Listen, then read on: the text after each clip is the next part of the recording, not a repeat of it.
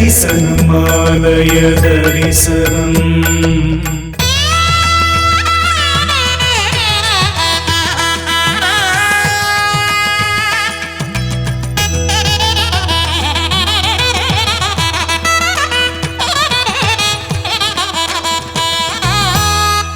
பச்சையம்மன் திருக்கோவில் திருமுல்லை வாயில்.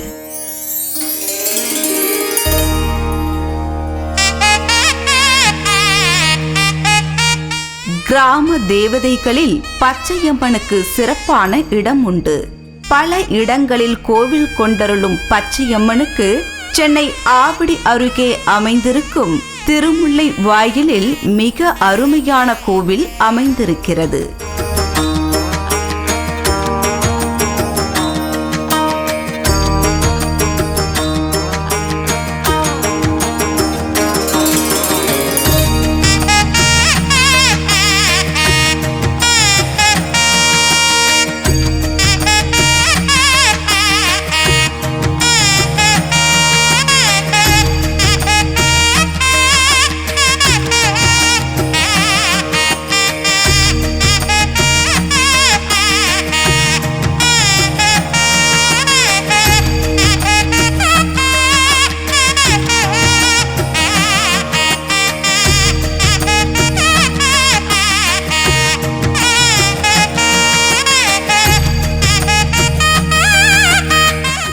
அருள்மிகு பச்சையம்மன் சர்ப்பக்குடையின் கீழ் கங்கையம்மன் மற்றும் வேங்கையம்மன் என்னும் 2 தேவிகளுக்கு இடையில் முழு உருவ சிலையாக அமைந்திருக்கிறாள்.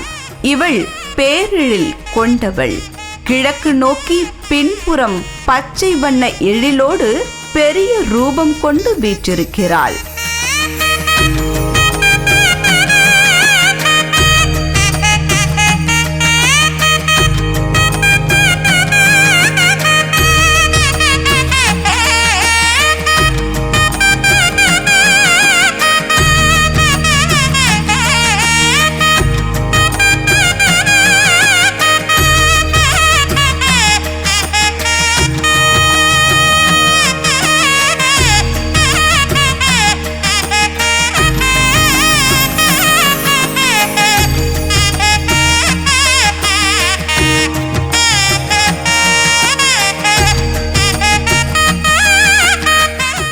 கோட்டை மதிலுக்குள் அரச வேம்பு மரத்தடியில் விநாயகர் அமைந்திருக்கிறார்.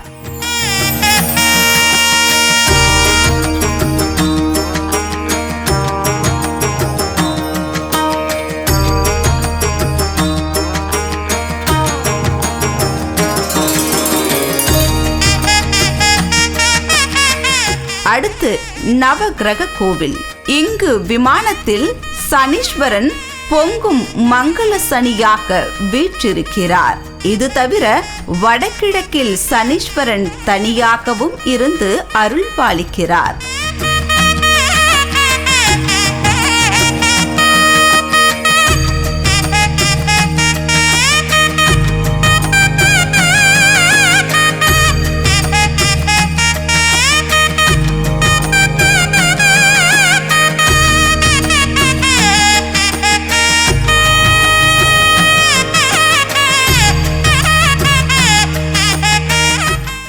நவ கிரகங்களுக்கு அடுத்து பக்த ஆஞ்சநேயர். இவர் நின்ற கோலத்தில் நமக்கு அருள் பாலிக்கிறார்.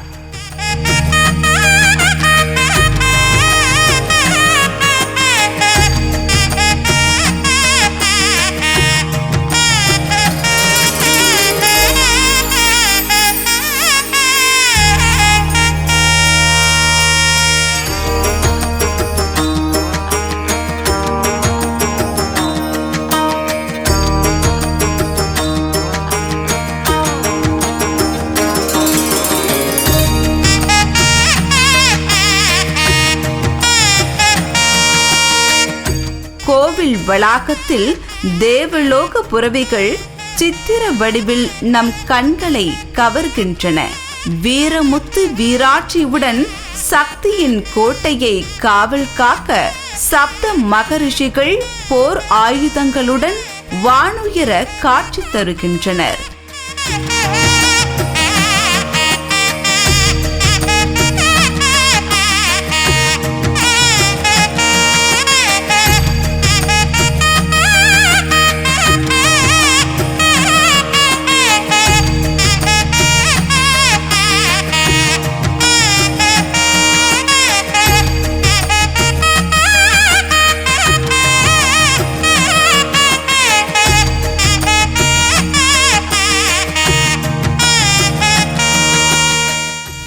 கோவில்களில் திருமாலவன், அகதீஸ்வரர் என்னும் வான்முனி உட்கார்ந்திருக்கும் பிரம்மாண்ட உருவம் ஒரு பனைமரம் உயரத்திற்கு ஒப்பாகும்.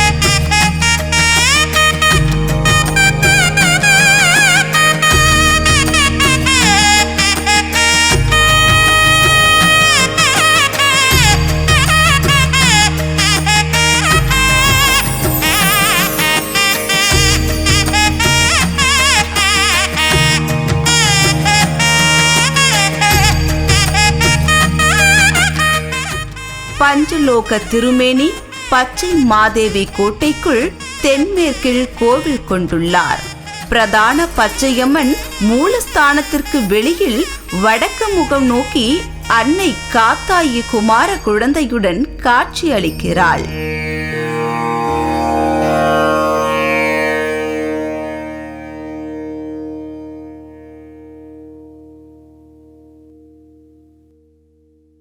அடுத்து அமைந்திருப்பது நந்தி. இவர் தனி கோவில் கொண்டு தெற்கு நோக்கி அமர்ந்திருக்கிறார். இவர் எதிரில் சிவலிங்கம் காட்சி தருகிறது. அருள்மிகு மன்னாதி ஈசன் அபாயஹஸ்தத்துடன் வடக்கு முகமாக அமைந்திருக்கிறார்.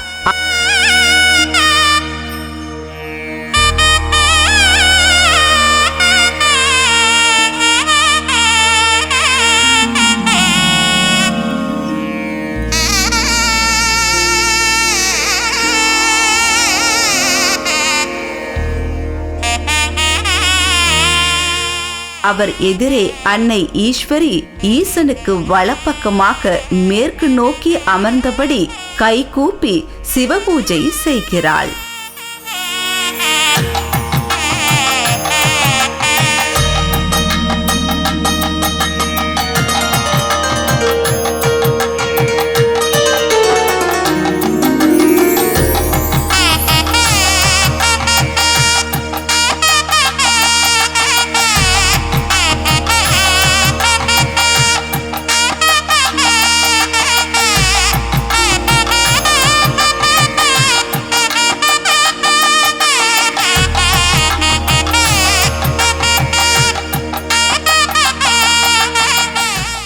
ஈசனுக்கு இடது பக்கம் வலம்புரி விநாயகன் கிழக்கு முகமாக அமர்ந்து சிவபூஜை செய்கிறார். இந்த ஆலயத்தின் கர்ப்ப கிரகத்தின் பின்பகுதியில் தெற்கு நோக்கி தட்சிணாமூர்த்தி ஞான சித்தனாக காட்சி தருகிறார். ஆங்காங்கே பல விருட்சங்களும் வில்வ மரங்களும் வெள்ளருக்கு, மனோரஞ்சிதம், வன்னி, மகாலிங்க விருட்சம் ஆகியவை காட்சி தருகின்றன. கோவில் கோட்டைக்கு மேற்கே ஆதித்த புஷ்கரணி, அதன் கரைபுறத்தில் அன்னையின் அருள் பெற்ற வேப்ப மரங்களும் ஒரு அரச மரமும் ஒரு ஆதிகால பூவரசு மரமும் அமைந்திருக்கின்றன.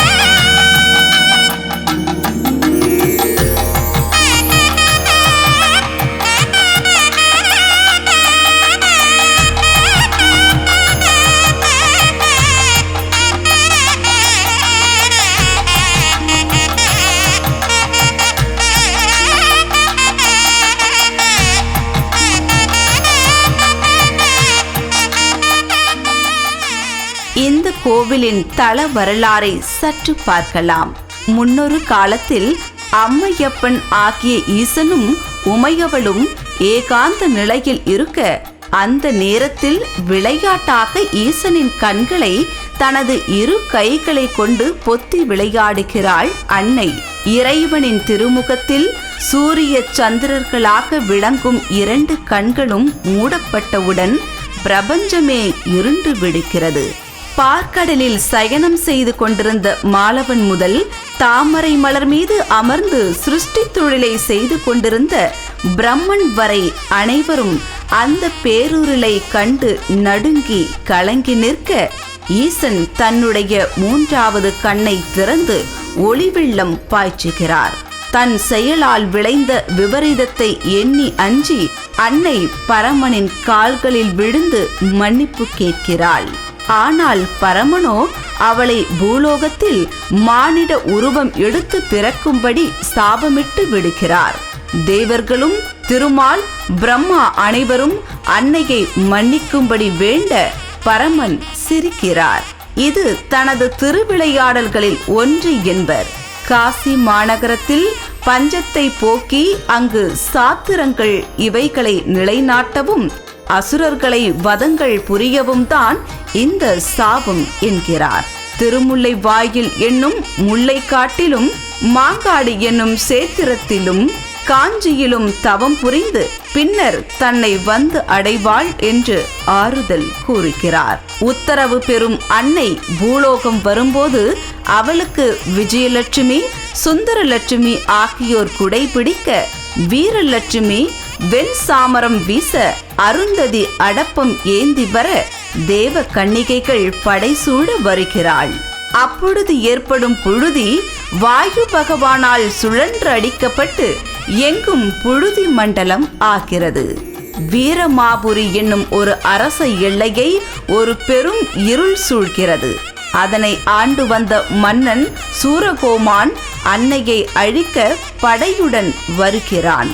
போருக்கு வருபவன் கண்ணில் வனப்பும் வாளிப்பும் கொண்டிருக்கும் எழில்மிகு அன்னையின் உருவம் கவர்ந்திட அன்னையை அடைந்துவிட துடிக்கிறான். உடனே 8 திக்கும் அதிரும்படி சீறி வரும் சிங்கத்தின் மேல் ஏறி பத்ரகாளியாக உருமாறும் அன்னை அவனை போரில் வீழ்த்துகிறாள். அந்த போரில் மகரிஷிகள் மாவீரர்களாக மாறி அன்னையின் சேனையில் போர் ஏந்தி போர் புரிகிறார்கள். போர் முடிந்து வெற்றி வாகை சூடும் அன்னை 7 ரிஷி வல்லவர்களுடன் இணைந்து வன்னி, வில்வம், கடம்பு, கோங்கு, கொன்றை, செம்பருத்தி, வெள்ளருக்கு, முல்லை, ஜாதி முல்லை மலர்களோடு இன்னும் மனம் வீசும் மலர் வானத்தில் திருமுல்லை வாயில் என்னும் இடத்தில் கோவில் கொண்டு உரைகிறாள்.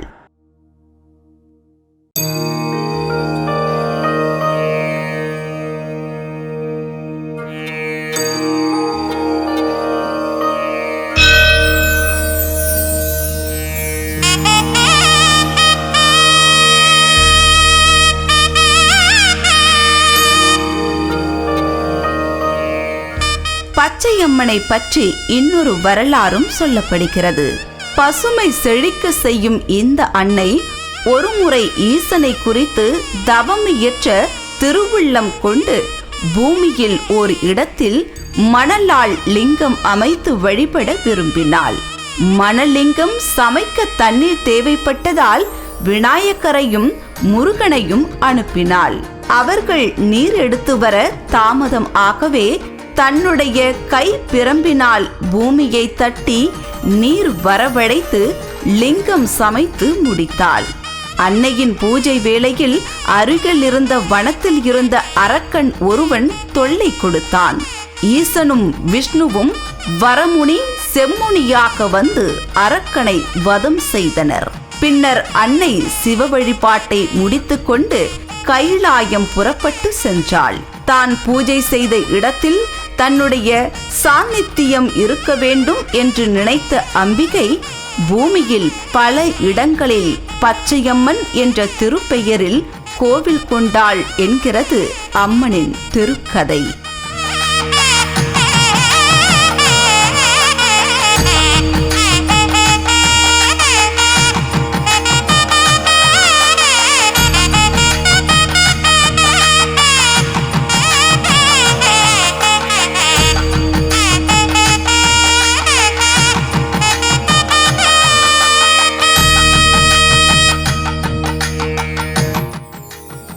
ஆடி மாதம் பச்சையம்மனுக்கு திருவிழா மிக சிறப்பாக நடைபெறும். தை மாதம் 5ஆம் வெள்ளிக்கிழமை அன்னை சந்தான காப்பில் ஜொலிப்பாள். அப்போது திரண்டு வரும் பக்தர்களின் குறைகள் எல்லாம் தீரும். பக்தர்கள் அன்று பால் பொங்கல் செய்து படைப்பார்கள். இந்த கோவிலின் திருவிளக்கு சுடரில் பச்சையம்மன் தெரிய, இதனை பார்த்து இந்த கோவிலில் ஆதிகாலம் தொட்டு குறி சொல்கிறார்கள். அந்த காலத்தில் வெள்ளனூர் அரசன் இந்த திருவிளக்கு குறி கேட்டு நல்லாட்சி செய்து வந்தான் என்ற குறிப்புகள் காண கிடைக்கின்றன. அது மட்டுமல்லாமல் மண் சுவர் கொண்டு கட்டப்பட்டு ஓலை வேய்ந்ததாக இருந்த இந்த கோவிலை நன்றாக எடுத்து கட்டி கும்பாபிஷேகம் செய்து வைத்தான். அப்படி அமைந்த இந்த கோவிலில் சுதை வடிவிலான பச்சை அம்மனுடன் ஈசன் மன்னார் சுவாமியாக அருள்கிறார்.